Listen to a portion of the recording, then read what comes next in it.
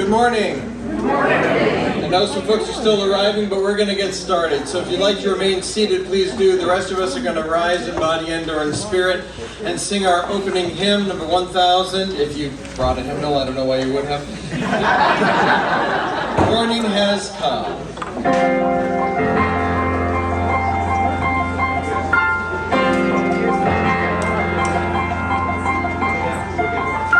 Morning has come, arise and greet the day, and dance with joy and sing a song of gladness.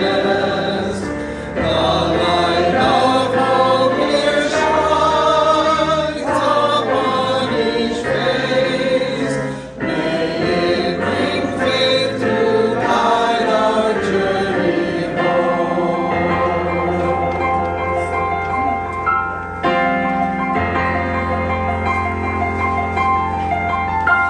A new day dawns, once more the gift is given. Wonder fills this moment shared together. The light of peace here shines upon each face. May it bring faith to guide our journey home.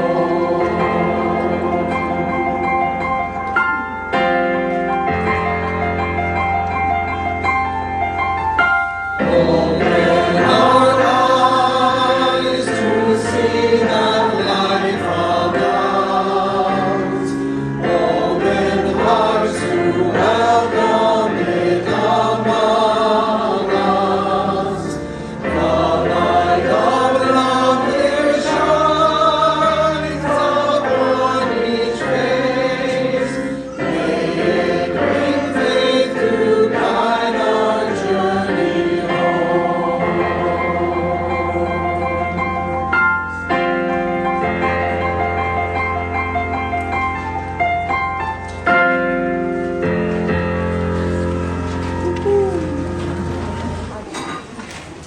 Good morning. My name is Karen Armina. I use she, her pronouns, and I serve as the minister for the James Reeb congregation. Welcome to this gathering of Madison Unitarian Universalists. My name is Kelly Asprooth-Jackson. I use he, him, and his pronouns, and I am one of the ministers at the First Unitarian Society of Madison. If you are here today, turns out on the next line. If you are here today with joy in your heart, we bid you welcome. If you are here with us with tears in your eyes and pain in your heart, we bid you welcome. If you are here and a little unsure of this people, this gathering, this community, we bid you welcome. If you are here with an overwhelming love for your faith, we bid you welcome. However you found your way here, whatever you are carrying with you, we bid you welcome. And we are so very glad that you are here. I have one announcement for you today. How's that for a segue? That announcement is that we at First Unitarian Society have a discipline, I suspect perhaps our sibling congregations do as well in your own way, of routinely sending postcards to elected officials to let them know what we are about and what we would like them to do with their time in office. And there is one more opportunity for you to participate in that. There's a whole bunch of postcards over at that table over there that need a good home to send them on to, well, where they're going. So, if you are interested in that, please head over to that table after the service. And I have an announcement. We want to just bring your attention to the fact that there are tables in the building behind us here, kind of connected between the open doors, where there are lots of activities, crafts, things to do if you are a young person or an older person or any kind of person. You are welcome to go hang out back there. You can still hear, and it's a lovely place to be. Finally, we want to encourage you to read the weekly announcement email received from your home congregation this week. Let us move now into a moment of centering silence.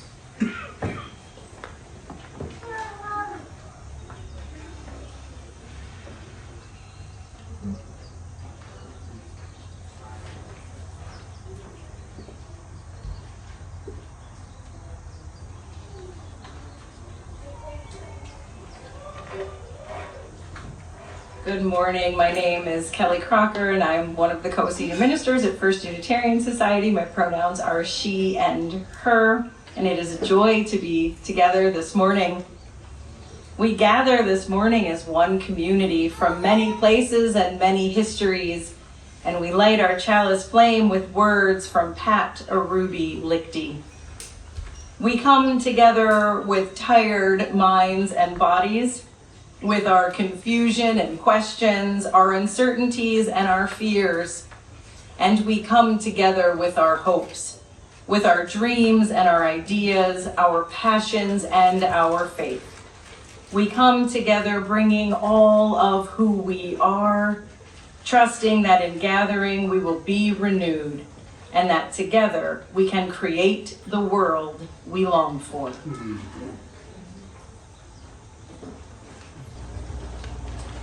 Join us now in our sung response to the chalice lighting. Those of you who are familiar, please join me and sing it through twice. May the light which is before you nurture and sustain the light within you. May the light which is before you nurture and sustain the light within you.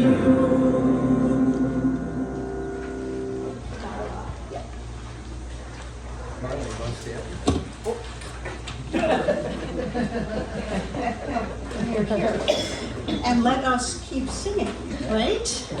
Mindful of our wide range of abilities as humans, I invite you to again rise in body and your spirit. Sing together hymn number 155, Circle Around for Freedom.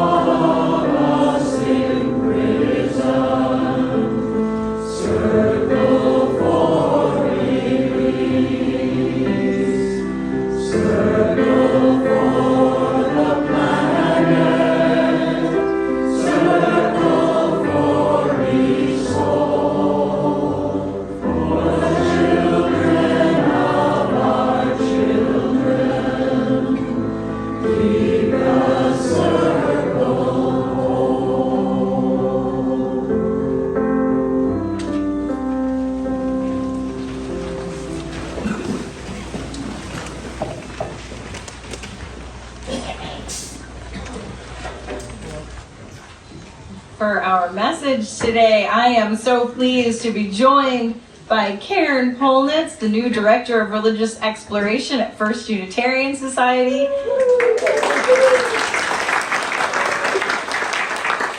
Karen just started in July, so thank you for helping welcome her to our community. And thank you for doing a story with me today. Thank you for inviting me to join you. Woo. This is a story you may know. It is a tale from a long time ago called A Bundle of Sticks.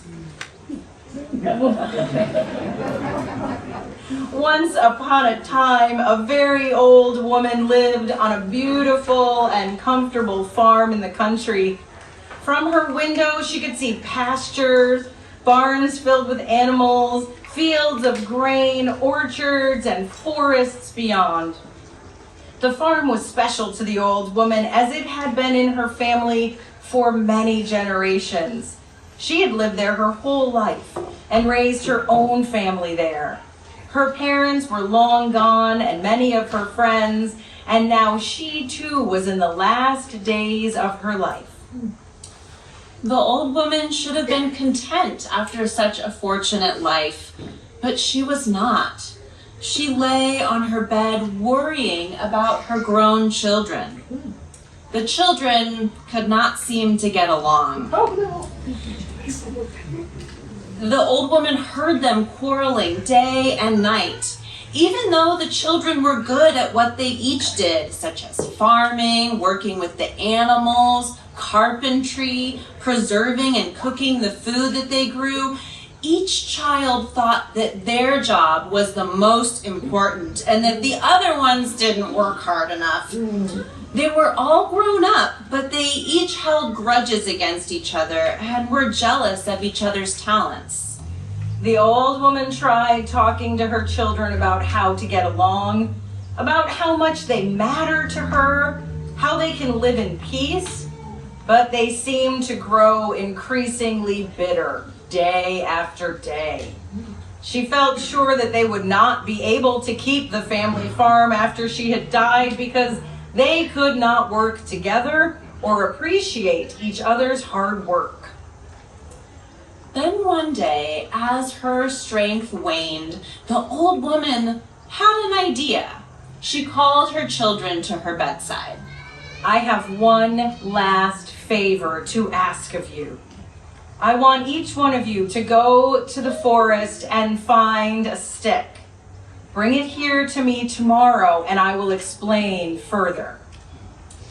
The children did as their mother asked, and each came to her room with 2 sticks. Thank you. Now please see if you can break your sticks in half.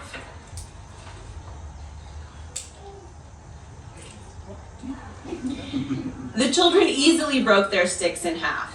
Then the old woman asked the children to pass her their second sticks.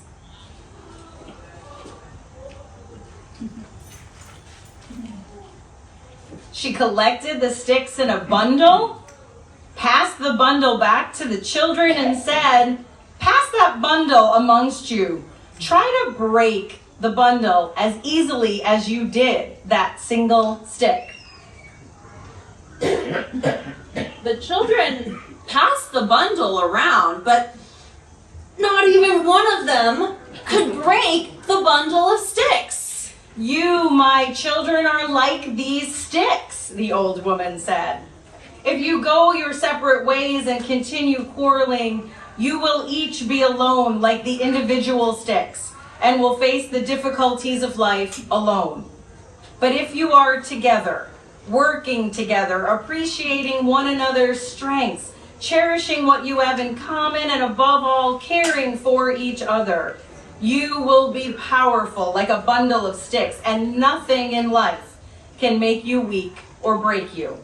My children, try to find strength and joy in each other's company, and you will live well and succeed in life." The children took their mother's lesson to heart, focusing on what they shared in common, appreciating one another's strengths, and working together. The old woman died peacefully, and the farm remained in the family for generations to come. Karen and I loved this story for today because we know that each one of our congregations is made up of bundles of sticks, strong and powerful in their community connections. And what we see here today is what happens when we put our 3 bundles together. When our unique UU communities come together, we are even more powerful. and then add in more bundles for the other congregations in our larger Unitarian Universalist Association, and we are stronger still. As we face challenging times in our country and our world, we can remember that we have this strong community. We don't have to face the difficulties alone. And when we come together, we can be like those farmers, choosing to work together as a very strong, powerful bundle to overcome the bumps along the path.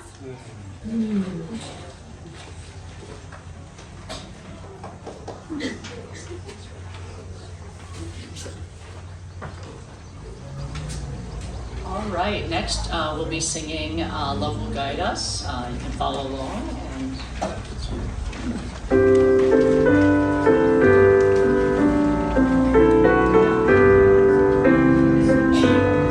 Love will guide us, peace has tried us, hope inside us, will lead the way on the road from greed to giving. Love will guide us through our life.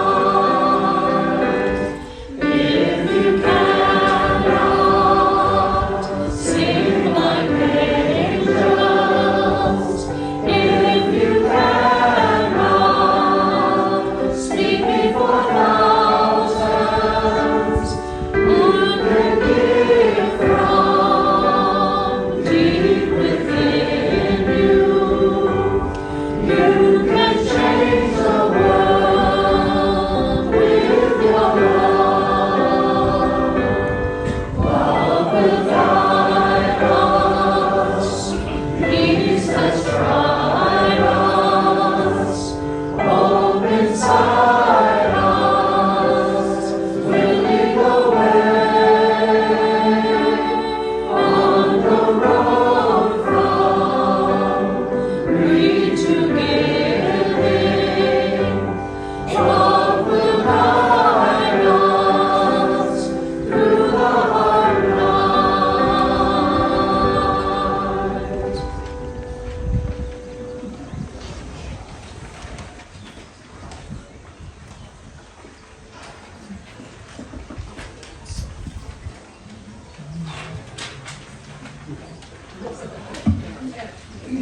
Good morning.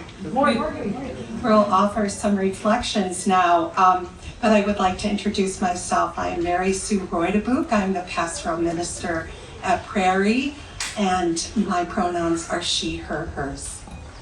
Thank you, Mary Sue. Our reflection today is in the form of a conversation between the three of us, and we were drawn to the topic of this shared conversation, resilience and resistance in community, largely because of the particular challenges of living and working as people of faith in these days. And almost immediately, once we acknowledge the reality that I think almost all of us accept, that these are times that these times that we are in are tough ones, it begs the question, how do we stay strong in the midst of such tumult and threat? For myself, I take courage from the stories of people who have come before me. Whether they won or they lost, the example of people who held true to what is right in the face of great wrong drives me to keep at it. How about you? Well, I'm finding my strength flows from the connections I build with our Prairie community and the courage found in community. I've seen how when we stand together, I guess like those sticks, we discover reserves of resilience we never know we had. And we remember that we are not alone in this work. Mm. The things you've both said are also true for me, but they're sometimes not enough. My courage falters. especially when I think about how you framed the question, Kelly, how do I stay strong? When that happens, I eventually, with some prodding sometimes, remember the lesson that I have learned over and over again and have to keep learning. I don't have to be strong all the time. Yes. And rest is just as important as action. All of us here in this space are part of at least one community, right? At least one. And there are people in those communities who need a rest while we take some of the hard work on of resistance. And there are people who will take on the work when we need to rest. Our strength is collective. It lies in being and working together. And I'm grateful to my colleagues, my friends, my family, my chosen family, for building communities like that with me. And I am grateful to be part of a community that's even larger than any of the ones I'm building for myself. As Kelly C, is that what we call you? As Kelly C said, our Unitarian Universalist Association offers all these resources to feed our strength, our resilience, our resistance. You know, I'm relatively new to the UU community at Prairie, and I have been really encouraged and grateful that the UUA is working closely with legal experts and advocacy organizations to monitor policy changes. That support and guidance has meant so much to me, and I know others at Prairie as well.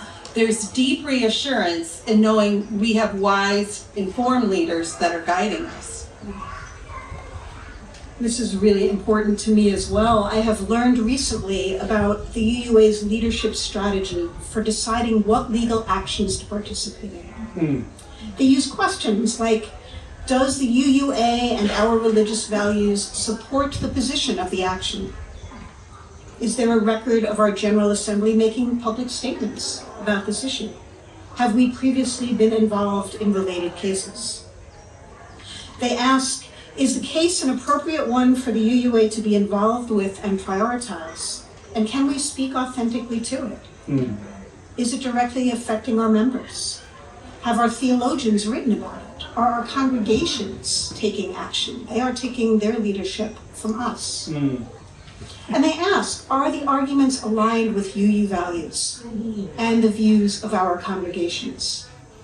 Cases involving civil rights, for example, need to clearly affirm we do not support the use of religious liberty to legalize, to legitimatize discrimination.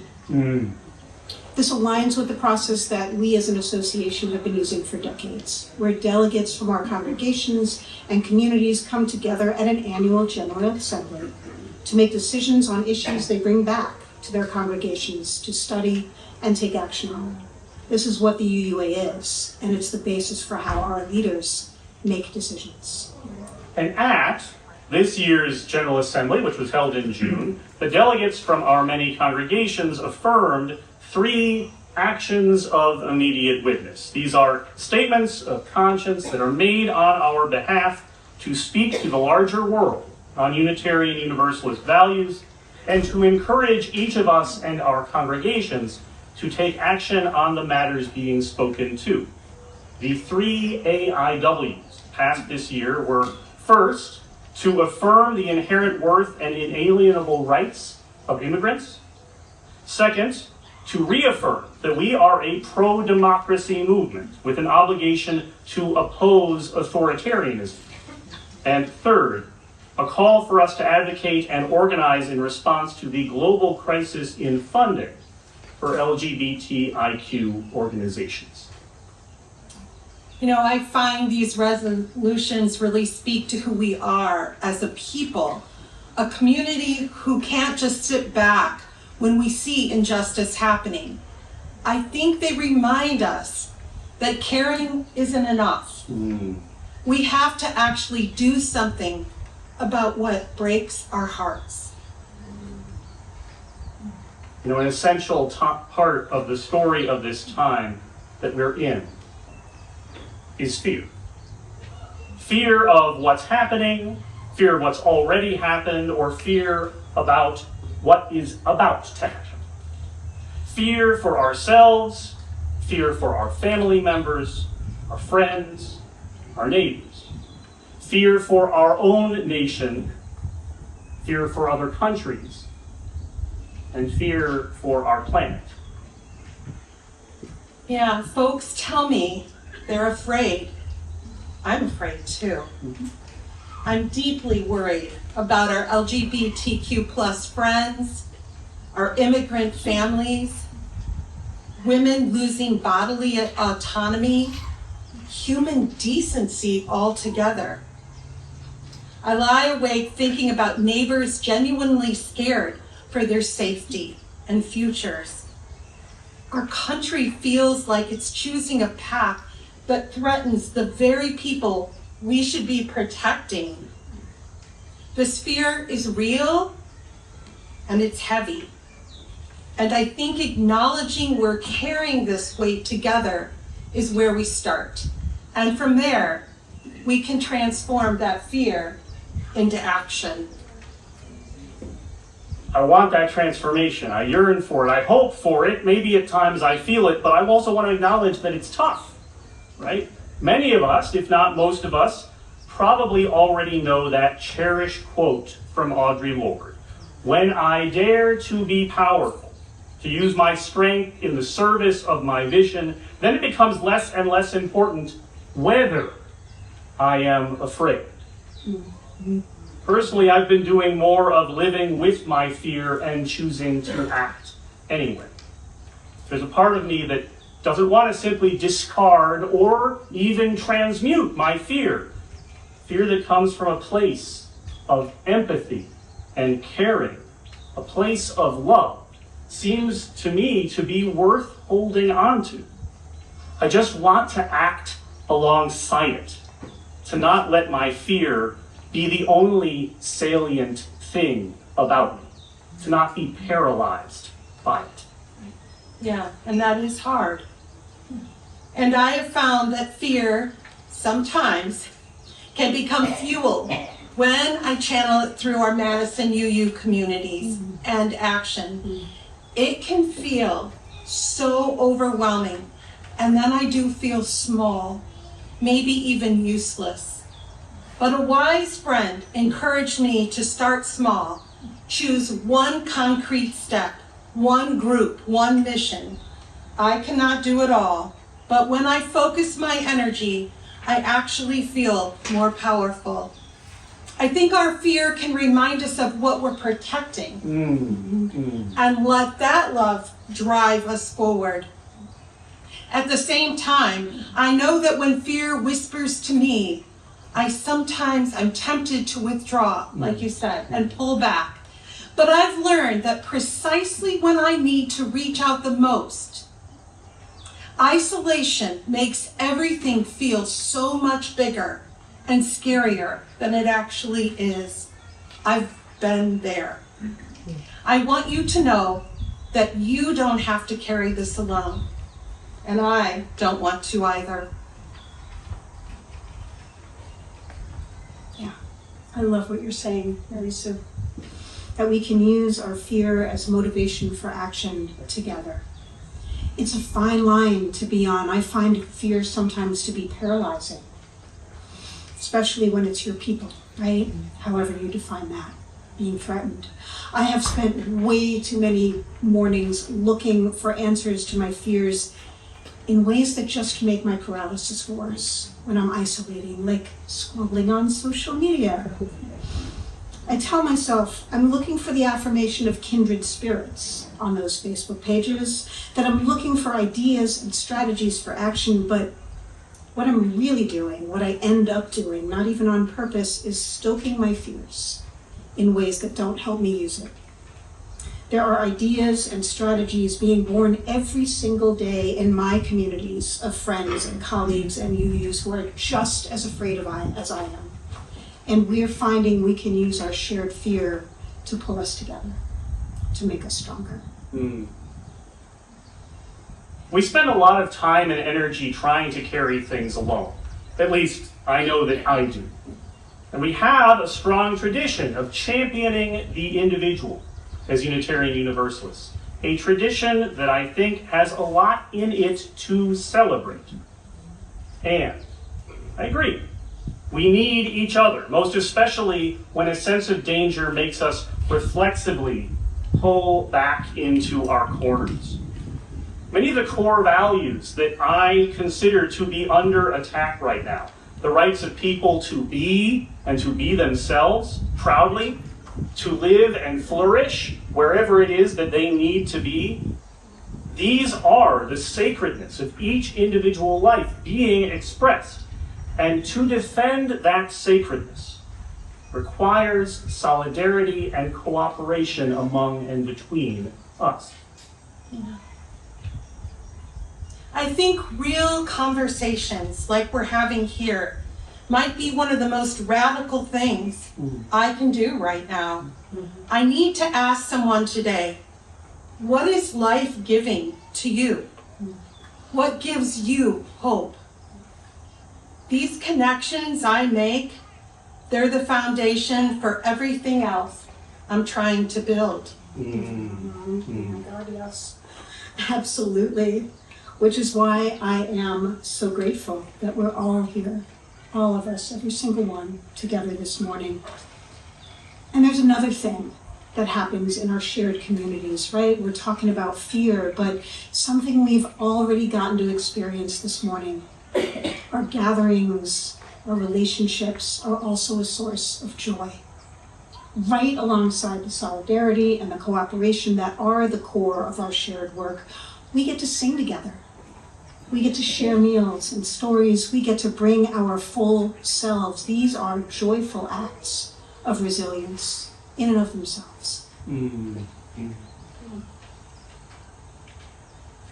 Joy is a spiritual choice. I have to make it again and again. Something I actively grasp and feed.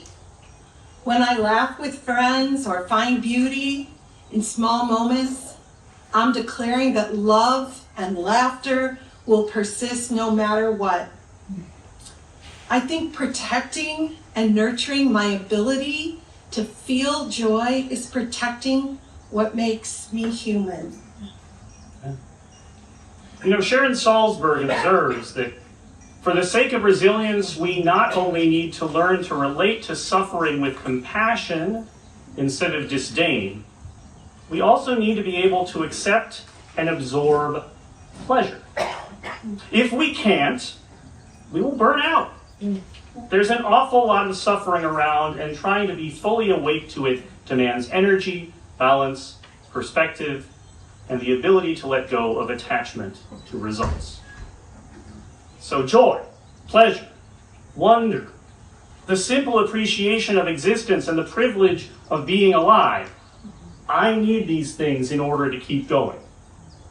But I also just need them. They are ends in themselves. This is what we struggle for. And every moment of joy that is not simply narcotic or pacifying is itself a tiny victory. I contend that the world is beautiful and worth loving, all evidence to the contrary notwithstanding. That is the motive behind my every faithful action, and it is also the solace I return to when I am tired or discouraged. Yeah. Joy and pleasure and wonder, you're right, they're not just what we struggle for, they are the way. They are the means for our collective liberation. When we're experiencing joy and pleasure and wonder, especially now when they are trying to make us feel nothing but chaos and fear, that's resilience. That is resistance. It's pulling together communities that will win. But it requires risk. To experience these things requires us to have our hearts open to access them, which opens those hearts to everything else around us.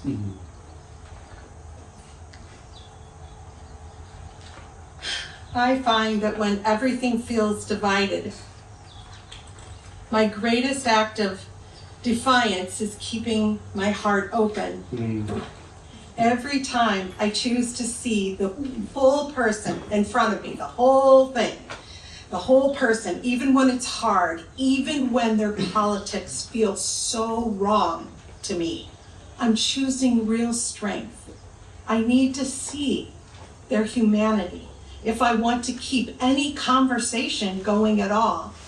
I'm refusing to let fear make me smaller or meaner. This is my daily challenge. Yeah, I mean, my version of that, which I think is very consonant with yours. There are days when being a universalist is the hardest thing for me about being a Unitarian universalist. Acknowledging the humanity of those who are actively attempting to denigrate and destroy my humanity or the humanity of people I love, that is a very tall order. I confess to you here, I cannot say that I always meet that bar every moment of every day in the solemn sanctuary of my heart. But our tradition challenges me over and over again not to give in to the easy answer of discarding any other human being. What angers or saddens me about any act of hatred, of selfishness, of casual contempt is ultimately the denial of the infinite value of each human person. To let that grief or that rage transform into hate is to lose sight of what it is that I loved to begin with. Right. Universalism. It's the love side of our faith tradition, right? The side that told us through our history that God loves their children so much that they couldn't possibly have created a hell to send us to after we die. And it's the side that tells us now about the things that will save us. Welcome, care, compassion, inclusion, relationship, talking about why our hearts need to stay open and when they don't. Keeping them open to joy and pleasure and wonder, staying human and seeing the humanity of others. May it be so, and may we be so.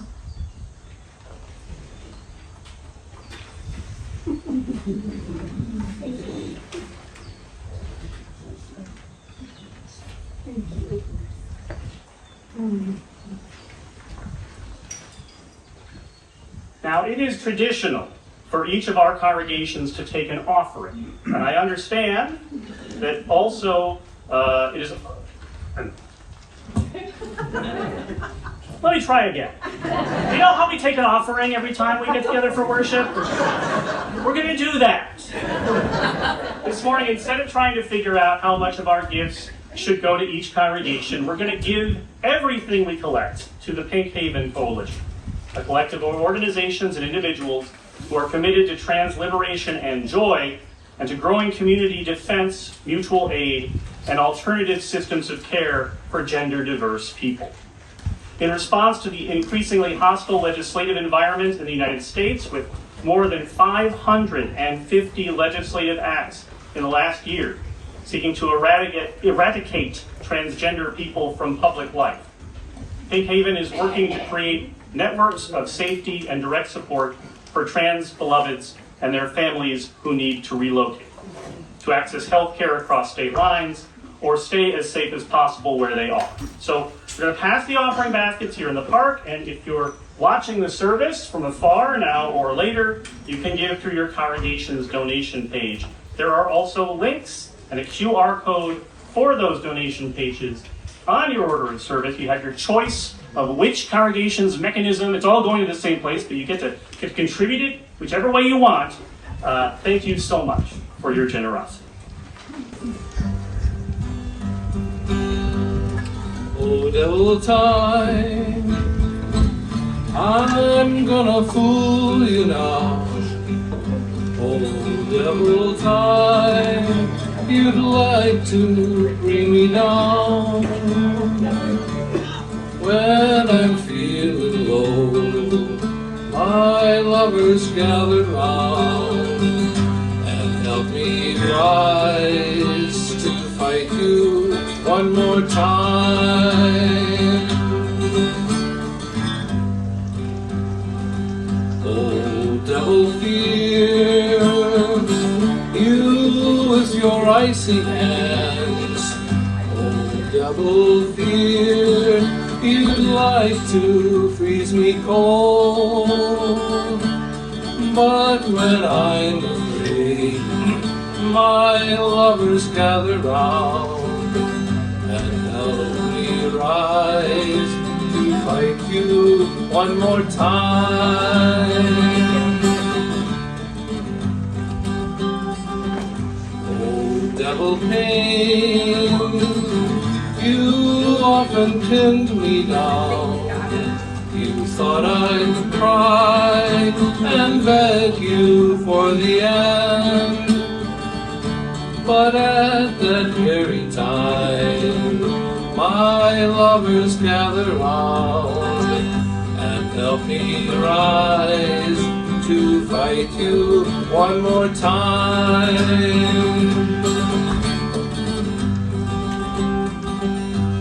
Oh, devil hate, I knew you long ago.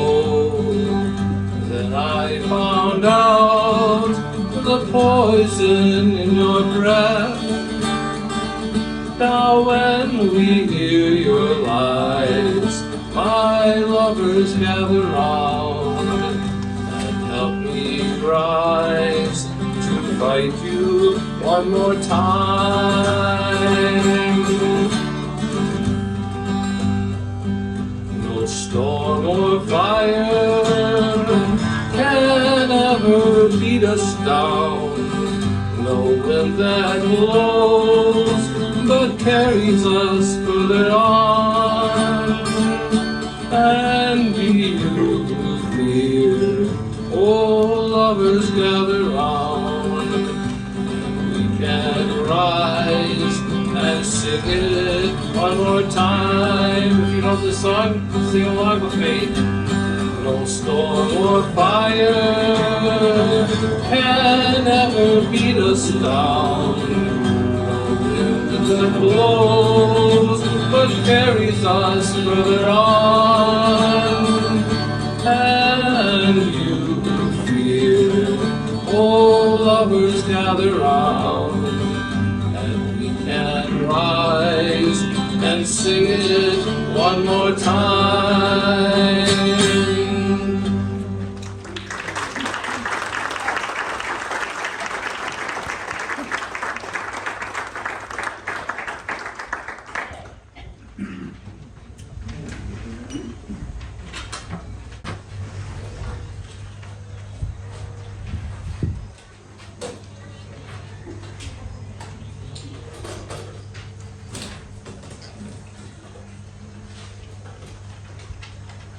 Thank you so much, Dan. He's right there.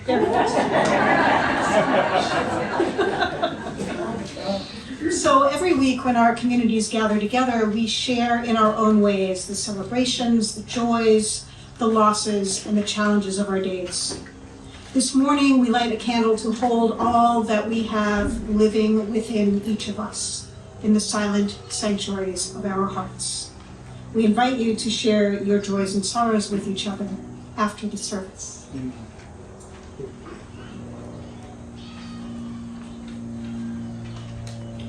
Spirit of life that binds us together in love and purpose, we gather today as a community seeking strength in one another. In this world where injustice persists and challenges seem overwhelming, we remember that we are not alone. We are held by the bonds of shared humanity and sustained by the courage of those who came before us. Today, we lift up the wisdom of Archbishop Desmond Tutu, who reminds us, my humanity is bound up in yours, for we can only be human together. In these words, we find both truth and calling, that our liberation is intertwined, that our struggles are shared, and that our resilience grows stronger when we stand as one.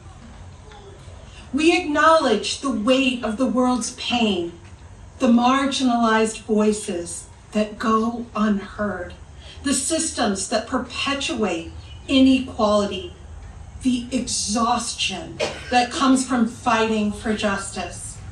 Yet we also celebrate the enduring power of community resistance, the way ordinary people, when united by love and purpose, can challenge what seems unchangeable.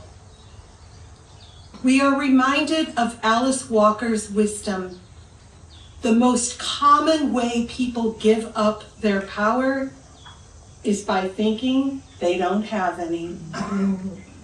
Today, we reclaim that power, not power over others, but power with one another. May we carry forth both fierce commitment to justice and tender care for one another. May we go from here as agents of transformation, knowing that we take this community's love and strength with us wherever we journey. Blessed be.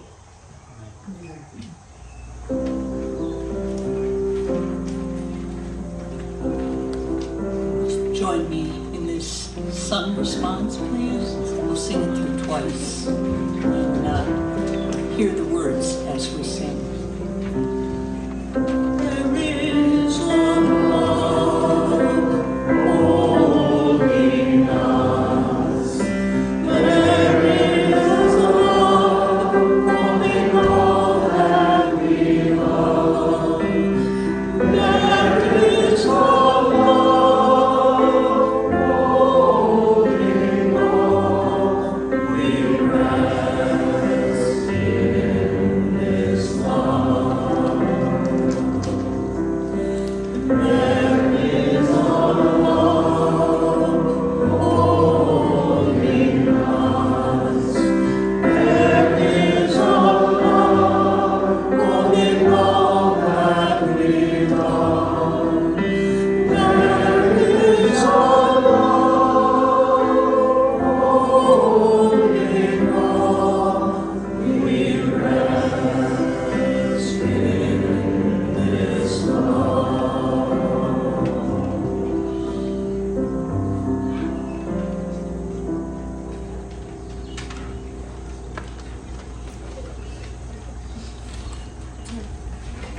And now, I guess, I'll just introduce our closing hymn. Do you stand as you're willing or able? And join me in singing When Our Heart is in a Holy Place.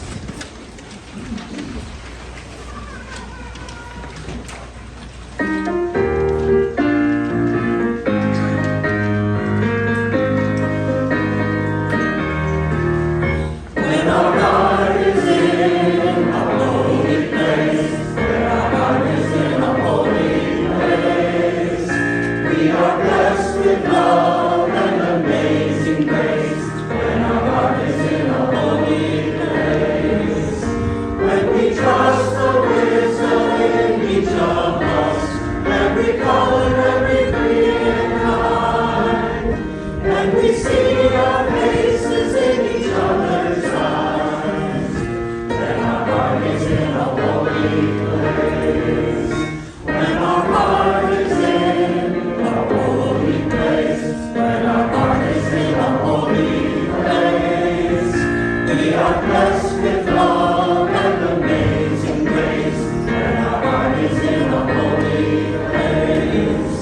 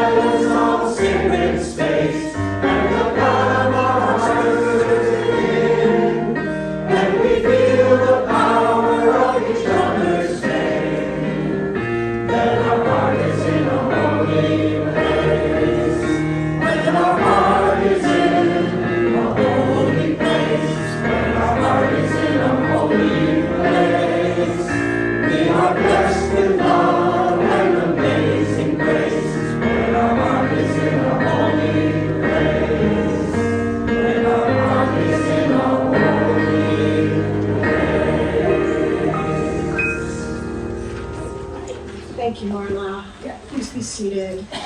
No, don't be seated. All right. My brain is on fire. Friends, it has been so good to be with you in community this morning. I invite you to stay up or get up again and place your hands on your heart or hold them in some way that feels invitational to you, whatever that is. And as we leave this space made sacred by our presence and our intention, may we remember that we carry with us the power to make sacred space everywhere. May we hold the love, the courage, and the strength that we learn and practice together and do everything we can to move them out into the world, knowing that we have enough and that we are enough. Go in peace. Blessed be. And amen.